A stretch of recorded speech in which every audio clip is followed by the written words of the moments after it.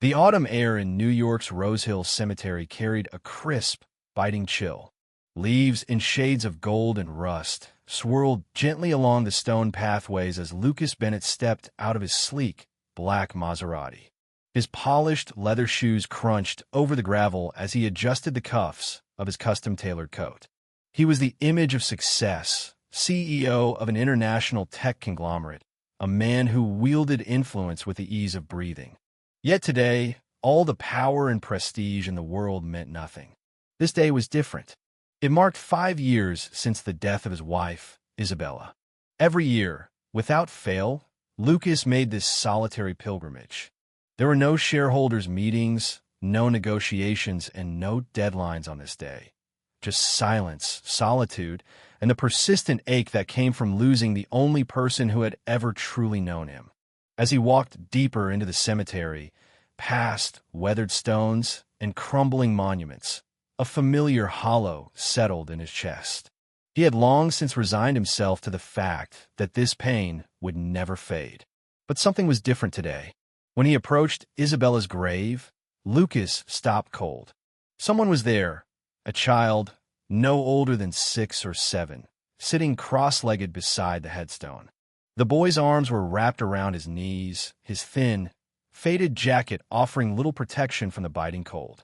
His brown hair was messy, and his pale face carried a deep, unspoken sorrow.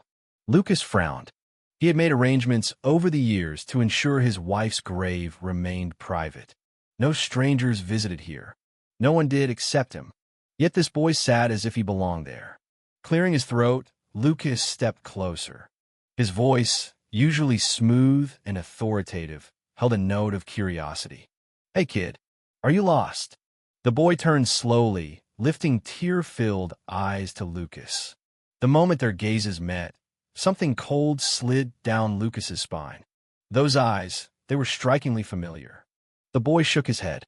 His voice was barely more than a whisper. "No, I came to see my mom." Lucas stared at him, the words refusing to make sense. His throat tightened. "You're what?" he asked, his voice unsteady. The boy pointed to the name etched on the marble headstone. "Isabella Bennett. She's my mom." For a moment, Lucas felt the earth tilt beneath his feet. His breath caught in his chest as he struggled to process what he had just heard. Isabella had a child? No, it couldn't be. She had never been pregnant. They had talked about children, yes, but work, life, and circumstance had always seemed to intervene. Before they could try, she had died in a car accident that had torn Lucas's world apart. And yet here, sitting at her grave, was a boy claiming to be her son.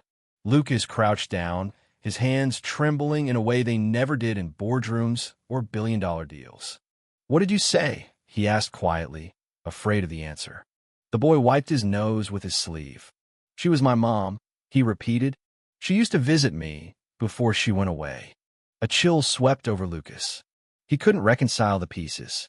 If Isabella had a child before they met, why hadn't she told him? And if this boy was born after they were married, how had she kept this secret? "What's your name?" Lucas asked, struggling to keep his composure. "Eli," the boy replied softly. The name struck no chord in Lucas. But the resemblance, it was undeniable. Eli had Isabella's eyes, the same gentle brown flecked with gold. His delicate features were almost a mirror image of hers. Lucas felt his pulse race. The woman he had trusted with everything, who had known him in a way no one else ever had kept something monumental from him. "Why? How?" Swallowing hard, Lucas asked, "Where do you live, Eli?" The boy hesitated, his fingers tracing the edge of Isabella's tombstone. "At the shelter," he said quietly. "In Queens. They take care of me there." Lucas's chest tightened. His mind reeled. Isabella's child was living in a shelter? Alone? He couldn't wrap his head around it. "Who told you she was your mother?" Lucas pressed. Eli's voice was small. "Miss Anna. She runs the shelter. She said my mom left me there when I was a baby, that she loved me but couldn't keep me. She used to visit, but then she stopped. Miss Anna said she went to heaven." Lucas's world blurred at the edges. His wife, who he had mourned for years, had lived another life, one he knew nothing about. She had visited this boy. She had left him behind, for reasons Lucas couldn't yet fathom. He ran a hand through his dark hair, trying to collect himself. This wasn't a problem he could solve with logic or strategy. This was something else, something deeply personal. And standing in front of him was a boy who might be his wife's child. Might be his child. Lucas took out his phone and dialed Daniel Grant, his private investigator. I need you to run a search on a boy named Eli. He's at a shelter in Queens. Find everything. His birth records, his parents, everything. He ended the call before Daniel could ask questions. Turning back to Eli, Lucas reached out his hand. Come with me. Eli hesitated, glancing once more at the headstone before slipping his small hand into Lucas's. Where are we going? He asked. Somewhere warm, Lucas said.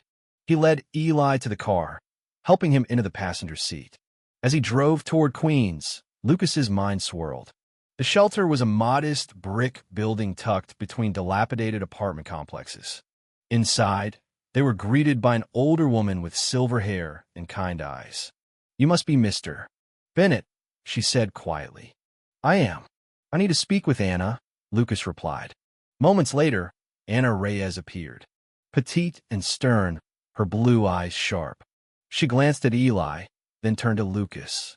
I wonder how long it would take, she said. You knew who I was? Lucas asked. Anna nodded. Isabella told me. She made me promise never to contact you. She wanted to protect you. Lucas clenched his jaw. Protect me from what? Anna sighed. From pain. From a past she thought you didn't need to know about. She had a son, Lucas said through gritted teeth. Why wouldn't she tell me? Because she was scared, Anna said. She made a choice. It broke her heart. Lucas turned to Eli, who was staring at the floor, his shoulders tense. What happens to him now? Lucas asked. Anna's gaze softened. That depends on you, Mr. Bennett. He has no one else. Lucas's decision crystallized in that moment. Come on, kid, he said, placing a hand on Eli's shoulder. Let's go. Eli looked up in surprise, then nodded. At his penthouse, Eli stood at the floor-to-ceiling windows, staring at the Manhattan skyline. Lucas watched him, feeling an unfamiliar twist in his gut. The apartment was sleek and cold, designed for efficiency, not for a child. You hungry? Lucas asked. A little, Eli replied. Lucas attempted a grilled cheese sandwich. Simple, but the boy smiled when he set it on the table. Later, Eli found a framed photo of Isabella on the mantel. She was pretty, Eli said softly. Lucas swallowed hard. Yeah, she was. Did you love her? Eli asked. Yes, Lucas answered honestly. Very much. Eli nodded slowly. Miss Anna said she loved me, too. But she couldn't keep me. Lucas's throat tightened. She made a choice, not because she didn't love you, but because she thought it was the only way. That night, Lucas watched Eli sleep on the couch, his small body wrapped in a blanket. For the first time in years, Lucas felt something other than emptiness. Over the next few days, Lucas worked to understand what had happened. Daniel's report confirmed that Eli's birth certificate listed no father. Isabella had filed for a paternity test when Eli was born, but never followed through. Daniel found a name, Michael Donovan. Lucas's blood ran cold. Donovan was ruthless, a man Lucas had crossed swords with in business. If he was Eli's biological father, things could get complicated. Lucas didn't tell Eli yet. Not until he was sure. But Eli asked one night, Do you know who my dad is? Lucas hesitated, then nodded. Edo. Is he a bad guy? Lucas exhaled. He's powerful, and sometimes powerful people don't make the best choices. Do you think he'd want me? Lucas's heart twisted. You're not an asset to claim. You're a person. No one gets to decide your worth, but you. When Lucas finally met Donovan, it was tense. I want to meet my son, Donovan said. He's not a prize, Lucas replied. I'll leave it up to him, Donovan said. Lucas relented. Phoenix. He handed Eli a letter from Donovan. Eli read it in silence, then said, He wants to meet me. I need to. The meeting was cautious. Donovan surprised Eli by being genuine, or at least appearing to be. I didn't know, Donovan said. Eli wasn't sure if he believed him, but they talked. When it ended, Eli told Lucas, "It went better than I expected." Lucas nodded. That's all that matters. But deep down, Lucas knew the fight for Eli's future had only just begun.